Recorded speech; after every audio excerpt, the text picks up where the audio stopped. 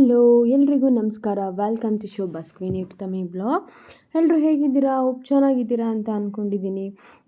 ಇದು ನಿನ್ನೆ ಅಂದರೆ ಭಾನುವಾರದ ಬ್ಲಾಗ್ ಆಗಿದೆ. ಭಾನುವಾರ ಅಂದರೆ ಸಂಡೇ ಮೀನ್ಸ್ ಇಸ್ ಲೇಜಿನೆಸ್ಸು, ಏನು ಆರಾಮಾಗಿರೋಣ, ಆರಾಮಾಗೆದ್ದಳೋಣ, ಆರಾಮ ತಿಂಡಿ ಮಾಡ್ಕೊಳ್ಳೋಣ ಆ ಥರ. ಬಟ್ ನಾವು ನಿನ್ನೆ ಒಂದು ಕಡೆ ಹೋಗ್ಬೇಕಂತ ಹೇಳಿಬಿಟ್ಟು ಬೇಗ ಎದ್ದು ಎಲ್ಲ ಕೆಲಸ ಮುಗಿಸ್ಕೊಂಡು ಉಪ್ಪಿಟ್ಟು ಮಾಡಿದ್ದೆ. ಉಪ್ಪಿಟ್ಟು ಅಂದರೆ ಯಾರಿಗೂ ಇಷ್ಟ ಆಗಲ್ಲ. ಆ ಉಪ್ಪಿಟ್ಟು ಅವಲಕ್ಕಿ ಅಂದರೆ ಎಲ್ಲರೂ ಹೇಟ್ ಮಾಡ್ತಾರೆ, ಇದು ಯಾರಪ್ಪ ತಿಂತಾರೆ ಅಂತ. ಬಟ್ ಉಪ್ಪಿಟ್ಟು ನಮ್ಮ ಹೆಲ್ತಿಗೆ ಎಷ್ಟು ಒಳ್ಳೆಯದು ಅಂತ ಅಂದರೆ ಮಕ್ಕಳಿಗೆ ಕೂಡ ತುಂಬ ಒಳ್ಳೆಯದು. ಆಮೇಲೆ ಪ್ರೆಗ್ನೆಂಟ್ ಲೇಡೀಸಿಗೆ ಒಳ್ಳೆಯದು. ಆಮೇಲೆ ಬಾಣಂತನದಲ್ಲಿ ನಮ್ಮ ಕಡೆ ಎಲ್ಲ ಆಲ್ಮೋಸ್ಟ್ ಉಪ್ಪಿಟ್ಟೆ ಸ್ವಲ್ಪ ಸಂಜೆ ಸ್ನ್ಯಾಕ್ಸಾಗಿ ಮಾಡಿಕೊಡ್ತಾರೆ. ಶಾವಿಗೆ ಉಪ್ಪಿಟ್ಟು, ಇದು ರವೆ ಉಪ್ಪಿಟ್ಟು, ಅಕ್ಕಿ ರವೆ ಉಪ್ಪಿಟ್ಟು, ಗೋಧಿ ರವೆ ಉಪ್ಪಿಟ್ಟು ಮಾಡಿಕೊಡ್ತಾರೆ. ಆ್ಯಕ್ಚುಲಿ ಇದು ರವೆ ಏನಿದ್ದಾವೆ ಅಂದರೆ ವೆರಿ ರಿಚ್ ಇನ್ ಫೈಬರ್ ಮತ್ತು ಪ್ರೋಟೀನ್ ಕಂಟೆಂಟ್ ಕೂಡ ಜಾಸ್ತಿ ಇರುತ್ತೆ. ಸೊ ನಾವು ವೆಯ್ಟ್ ಲಾಸ್ ಮಾಡಬೇಕಂದ್ರೂ ಉಪ್ಪಿಟ್ಟು ಅವಲಕ್ಕಿ ತಿಂದರೆ ಆ್ಯಕ್ಚುಲಿ ನಮ್ಮದು ವೆಯ್ಟ್ ಲಾಸ್ ಕೂಡ ಆಗುತ್ತೆ. ಆ ಡಯೆಟ್ನೂ ಕೂಡ ನಾವು ಮಾಡ್ಬೋದು. ಬರೀ ತರಕಾರಿ ಹಣ್ಣು ತಿಂತಾ ಇರ್ತಾರಲ್ಲ ಕೆಲವೊಬ್ಬರು. ಸೊ ನಾವು ಉಪ್ಪಿಟ್ಟು ಅವಲಕ್ಕಿ ತಿಂದರೂ ಕೂಡ ತುಂಬ ಒಳ್ಳೆಯದು. ಇದು ಮಕ್ಕಳಿಗೆ ಕೂಡ ತುಂಬ ಒಳ್ಳೆಯದು. ತುಂಬ ಅಂದರೆ ಪ್ರೋಟೀನ್ ಇರೋದ್ರಿಂದ ಮಕ್ಕಳಿಗೆ ಅಂದರೆ ಸ್ಟ್ರಾಂಗ್ ಆಗ್ತಾರೆ. ಸೊ ಉಪ್ಪಿಟ್ಟು ಅಂದ ತಕ್ಷಣ ಯಾರೋ ಬೇಜಾರು ಮಾಡ್ಕೊಂಬಿಡಿ, ತಿನ್ನಿ ಅವಾಗಿವಾಗ. ಮತ್ತು ನಾನೊಂದು ಬೆಳಗ್ಗೆ ಎಳ್ನೀರು ಕುಡಿದೆ.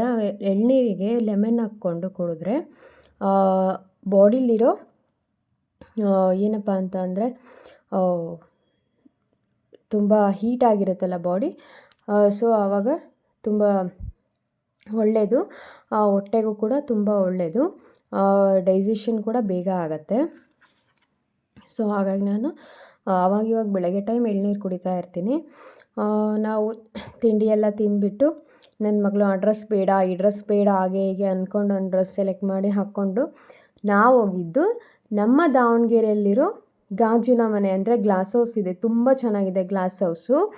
ಅಲ್ಲಿ ಒಂದು ಫ್ಲವರ್ ಎಕ್ಸಿಬಿಷನ್ ನಡೀತಾ ಇದೆ. ಸೂಪರಾಗಿದೆ.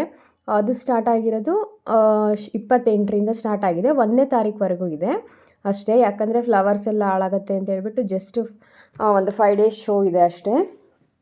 ತುಂಬಾ ಅಂದರೆ ತುಂಬ ರಶ್ ಇತ್ತು ನಿನ್ನೆ. ಎಂಟ್ರಿ ಆಗ್ತಿದ್ದಂಗ್ಲೇ ಒಂದು ಸಿರಿಧಾನ್ಯಗಳನ್ನೆಲ್ಲ ಯೂಸ್ ಮಾಡಿಕೊಂಡು ಒಂದು ದೊಡ್ಡ ಚಿತ್ರ ಬರೆದಿದ್ರು. ಅದರಲ್ಲಿ ಮಧ್ಯ ರೈತ ಎತ್ತುಗಳನ್ನು ಓಡಿಸ್ತಿರೋ ಚಿತ್ರ ತುಂಬ ಚೆನ್ನಾಗಿತ್ತು. ಅಂದರೆ ರೈತ ನಮ್ಮ ದೇಶದ ಬೆನ್ನೆಲುಬು ಅಂತ ಅಲ್ಲಿ ತೋರಿಸಿದ್ದಾರೆ. ಒಂದು ಥೀಮ್ ಇದೆ ಇದರಲ್ಲಿ.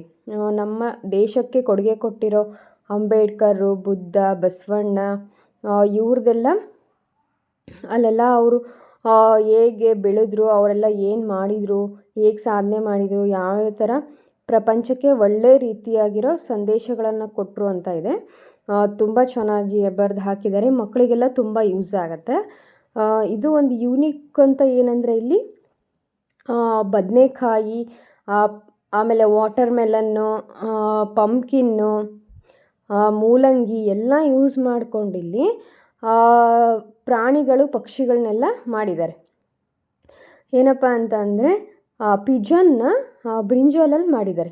ತುಂಬ ಚೆನ್ನಾಗಿತ್ತು, ಸಕ್ಕತ್ತಾಗಿತ್ತು. ಆಮೇಲೆ ಪಿಕಾಕ್ ಕೂಡ ಬದನೆಕಾಯಿ ಸಿಪ್ಪೆಯಲ್ಲೇ ಮಾಡಿದ್ದಾರೆ. ನೋಡೋಕೆ ಎಷ್ಟು ಚೆನ್ನಾಗಿ ಕಾಣಿಸ್ತಿತ್ತು ಅಂದರೆ ಎಷ್ಟು ಒಂಥರ ನೋಡಿದ ತಕ್ಷಣ ವಾವ್ ಅನಿಸುತ್ತೆ. ಆಮೇಲೆ ದೊಡ್ಡ ಒಂದು ಡೈನೋಸರಸ್ ಮಾಡಿದ್ದಾರೆ. ಯಾವುದರಿಂದ ಅಂತ ಅಂದರೆ ಯಾರಿಗೂ ಇಷ್ಟ ಆಗಲ್ಲಲ್ಲ ಹಾಗಲಕಾಯಿ, ಅದರಲ್ಲಿ ಮಾಡಿದ್ದಾರೆ. ಆ ಸಿಪ್ಪೆ ಮಾತ್ರ ಯೂಸ್ ಮಾಡ್ಕೊಂಡು ಅದನ್ನು ಮಾಡಿದ್ದಾರೆ. ಎಷ್ಟು ಚೆನ್ನಾಗಿತ್ತು ಅಂದರೆ ಸಕ್ಕತ್ತಾಗಿತ್ತು. ನಮ್ಮ ಕನ್ನಡಕ್ಕೆ ಜ್ಞಾನಪೀಠ ತಂದುಕೊಟ್ಟ ಸಾಹಿತಿಗಳನ್ನ ವಾಟರ್ ಮೆಲನ್ನಲ್ಲೇ ಅವ್ರ ಚಿತ್ರಗಳನ್ನ ಬರೆದಿದ್ದಾರೆ. ಆಮೇಲೆ ಸಿದ್ಧಗಂಗಾ ಸ್ವಾಮೀಜಿ, ತರಳಬಾಳು ಸ್ವಾಮೀಜಿಗಳು, ಆಮೇಲೆ ಮನಮೋಹನ್ ಸಿಂಗ್ ಅವ್ರದ್ದು, ತುಂಬ ಜನಗಳದ್ದೆಲ್ಲ ಚಿತ್ರ ಬರೆದಿದ್ರು ವಾಟರ್ ಮೆಲನ್ನಲ್ಲೇ. ಸಕ್ಕತ್ತಾಗಿತ್ತು. ಆಮೇಲೆ ತಂಬೂರಿ, ತಬಲ ಅವನ್ನೆಲ್ಲ ಪಂಪ್ಕಿನ್ನಲ್ಲೇ ಮಾಡಿದರು. ಎಷ್ಟು ಚೆನ್ನಾಗಿ ಮಾಡಿದರು ಅಂದರೆ ವಾವ್ ಬಿಡಿ, ಅದು ಹೇಳೋಕ್ಕೆ ಆಗೋಲ್ಲ. ಡೈರೆಕ್ಟ್ ನೋಡಿದ್ರೆ ಸಿಕ್ಕಾಪಟ್ಟೆ ಖುಷಿ ಆಗುತ್ತೆ. ಒಂದು ಪಂಪ್ಕಿನ್ನಿಂದ ಎಷ್ಟು ಚೆನ್ನಾಗಿ ಮಾಡಿದ್ದಾರೆ ಅಂದರೆ ಇಮ್ಯಾಜಿನೂ ಮಾಡೋಕ್ಕಾಗಲ್ಲ. ಆಮೇಲೆ ಮಂಕಿಗಳ್ನೂ ಮಾಡಿದರು. ಸೌತೆಕಾಯಿನ ಯೂಸ್ ಮಾಡ್ಕೊಂಡು ಮಂಕಿಗಳೆಲ್ಲ ಮಾಡಿದರು. ಸಕ್ಕತ್ತಾಗಿತ್ತು. ಆಮೇಲೆ ಅಲ್ಲಿ ನಮಗೆ ನೋಡಿ ಸುಸ್ತಾದ ಮೇಲೆ ಕುಡಿಯೋಕ್ಕೆ ಜ್ಯೂಸು, ಫುಡ್ಡು ಎಲ್ಲ ಸಿಗ್ತಾ ಇತ್ತು. ಒಂಥರ ಸಾವಯವ ಕೃಷಿ ಬಗ್ಗೆ ತುಂಬ ಚೆನ್ನಾಗಿತ್ತು. ಆಮೇಲೆ ವೆರೈಟೀಸ್ ಆಫ್ ಬೆಲ್ಲ ಬಂದಿದ್ದು, ಅದನ್ನು ಎಷ್ಟು ಚೆನ್ನಾಗಿ ಜೋಡಿಸಿದ್ರು ಅಂದರೆ ನೋಡೋಕ್ಕೆ ಒಂಥರ ಖುಷಿ ಆಗ್ತಾಯಿತ್ತು. ಮಂಟಪ ಮಾಡಿದರು, ಬಸವಣ್ಣ ಮಾಡಿದರು ಬೆಲ್ಲದಿಂದ. ಆಮೇಲೆ ಸ್ವಸ್ತಿಕ್ ಚಿಹ್ನೆ ಮಾಡಿದರು. ಆಮೇಲೆ ಸಣ್ಣ ಸಣ್ಣ ಬೆಲ್ಲಗಳೆಲ್ಲ ಇದ್ವು, ಒಂಥರ ಕ್ಯೂಟ್ ಥರ ಅನ್ನಿಸ್ತಾ ಇತ್ತು ಆ ಬೆಲ್ಲ ನೋಡಿ. ಆಮೇಲೆ ನಾವು ಟೇಸ್ಟ್ ಮಾಡಿದ್ವಿ ಬೆಲ್ಲನ, ಆರ್ಗ್ಯಾನಿಕ್ ಬೆಲ್ಲ ಅದು. ಅಂದರೆ ಅದರಲ್ಲೇ ವೆರೈಟೀಸ್ ಆಫ್ ಬೆಲ್ಲ ಇದ್ವು. ಆರ್ಗ್ಯಾನಿಕ್ಕಲ್ಲೇ 100% ಆರ್ಗ್ಯಾನಿಕ್ಕು, 80% ಆ ಥರ ಅವ್ರು ಹೇಳ್ತಾ ಇದ್ರು. ಅಲ್ಲಿ ಅವರು ಮಂಡ್ಯದಿಂದ ಬಂದಿದ್ರಂತೆ. ಟೇಸ್ಟ್ ಮಾಡಿದ್ವಿ. 100% ಆರ್ಗ್ಯಾನಿಕ್ ಬೆಲ್ಲ, ಅದು ತುಂಬ ಚೆನ್ನಾಗಿತ್ತು. ನೋಡಿ ಒಂಥರ ಖುಷಿ ಆಗ್ತಾಯಿತ್ತು. ಆಮೇಲೆ ನಮ್ಮೂರಿಂದ ಒಬ್ರದ್ದು ಕಾಳು ಮೆಣಸು ಬಂದಿತ್ತು. ಅದನ್ನು ನೋಡಿ ತುಂಬ ಖುಷಿ ಆಯಿತು. ನಮ್ಮೂರವರು ಅಂದ ತಕ್ಷಣ ಏನೋ ಒಂಥರ ಎಕ್ಸ್ಟ್ರಾ ಫೀಲಿಂಗ್ ಅಂತ ಅನಿಸುತ್ತೆ. ಆಮೇಲೆ ನಾವೊಂದು ರೌಂಡು ಪಾಂಡ ಗಾಡೀಲಿ ಫುಲ್ ಗ್ಲಾಸ್ ಹೌಸ್ ಸುತ್ತರ್ಕೊಂಬಂದ್ವಿ. ನಾವು ನಾರ್ಮಲ್ ಬೇರೆ ಟೈಮಲ್ಲಿ ಹೋದರೂ ಇದು ಪಾಂಡ ಗಾಡಿ ಇರುತ್ತೆ ಅಂತ ಹೇಳಿದರು.